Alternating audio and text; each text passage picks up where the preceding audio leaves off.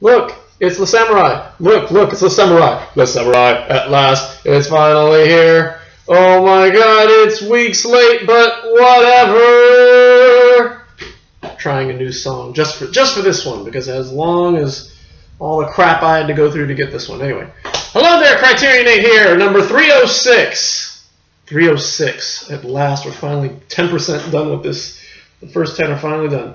Jean-Pierre Melville's Le Samouraï.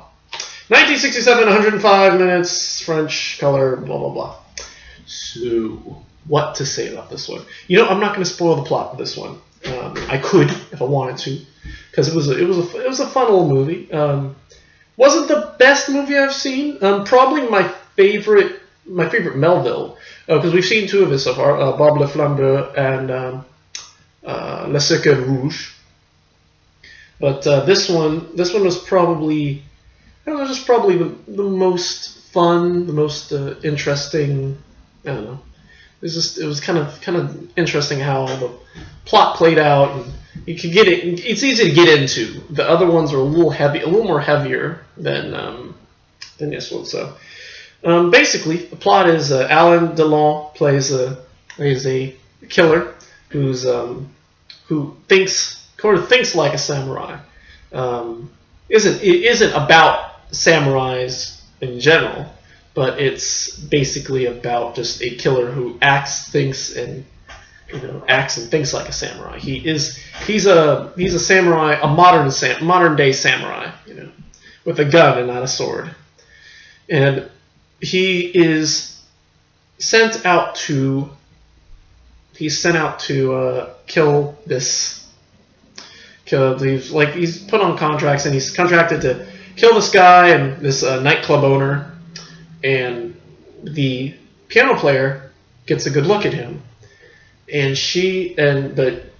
when they round up all the suspects, including him, she tells the police that he isn't the guy. And from then on, you're wondering why, and that's where I'm gonna leave the plot. There's where all the spoilers end. There's a bird in it too. There's a spoiler. There's a bird in it. And yeah, that's all I'll say. Le Samouraï, again, it's a fantastic movie. I think Alain Delon has those really trippy eyes, those really kind of bluish eyes that just makes you. He looks like the color makes you look like he's always scared. He's obviously this really tough guy. He's willing to go out and kill people, but he's always afraid. There's always a fear in his eyes. There's something about him that kind of doesn't sit right, with somebody, himself. So that's interesting to notice. That's something I've noticed about, Alain Delon. I know that's not our first movie with him. I think he was in Le Cercle Rouge, I believe. Let me confirm that, because I remember that name. Le Cercle Rouge. I'm pretty sure he was in that movie. I remember that face. Yeah, he was in that. Okay. Yeah, I do remember him from that movie. So yeah. Outside of that, yeah, it's a fantastical. It's a gangster movie. In the end, it is a gangster movie. It's a crime movie.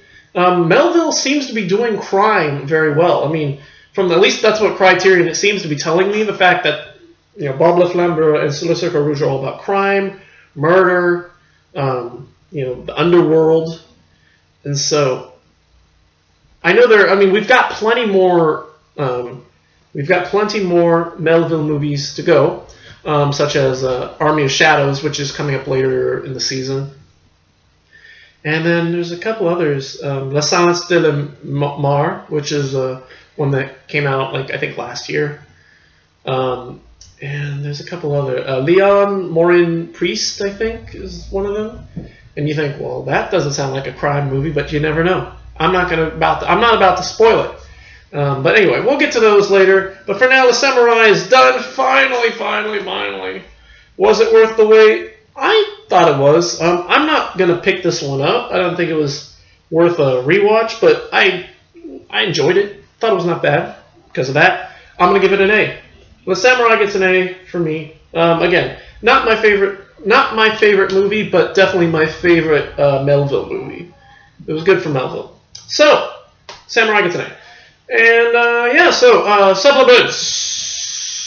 2 interviews with the author Ri Noguera, who wrote a book called Melville on Melville, where he just basically lavishes the samurai, and Jeanette Vincido, who wrote Jean-Pierre Melville's An American in Paris.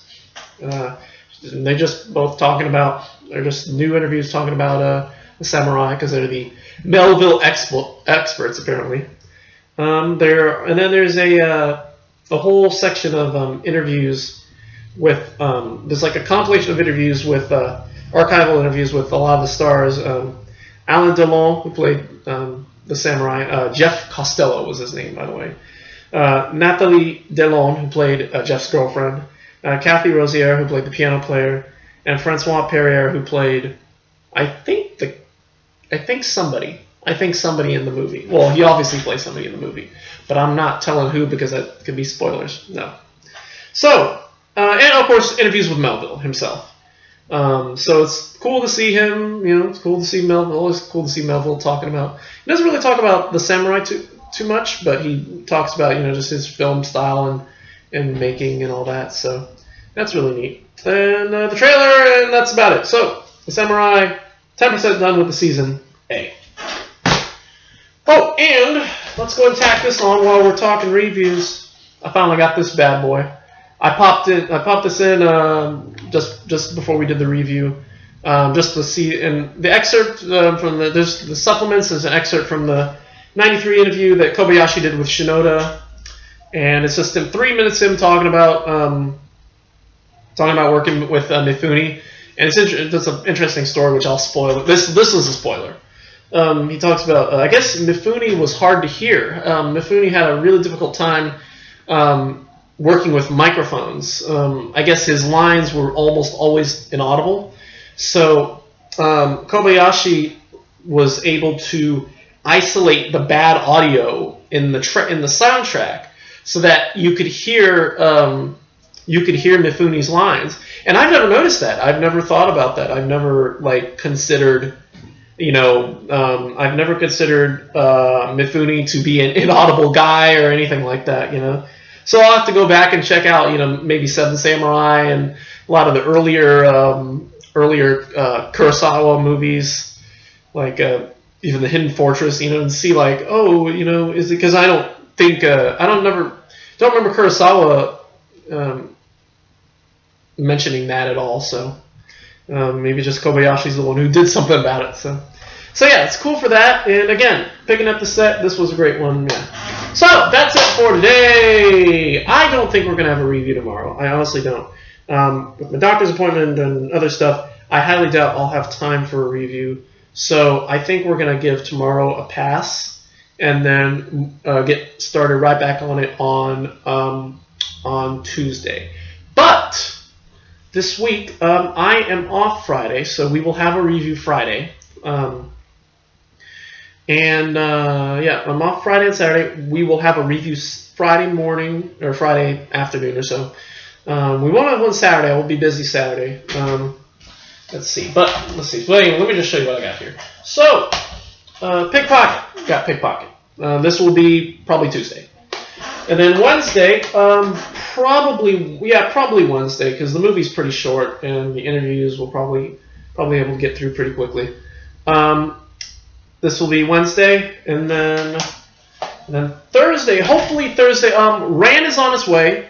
The Criterion Collection. I think the Criterion Collection edition of Ran is on its way.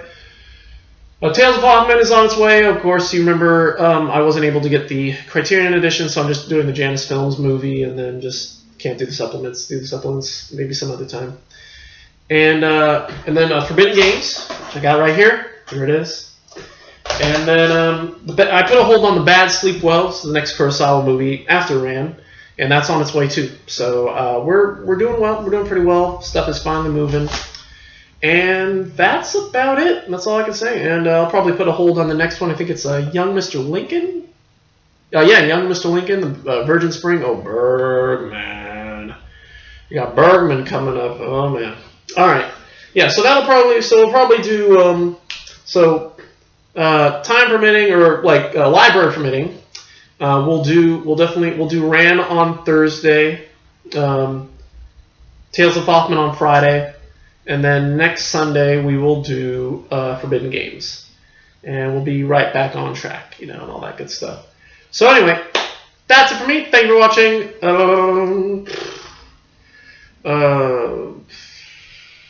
Morals from Samorai without spoilers. Morals from Samorai without many spoilers. Let's see. Don't kill people, and I know there's like probably some specific ones, and yeah, that's all I say. Yeah, don't kill people.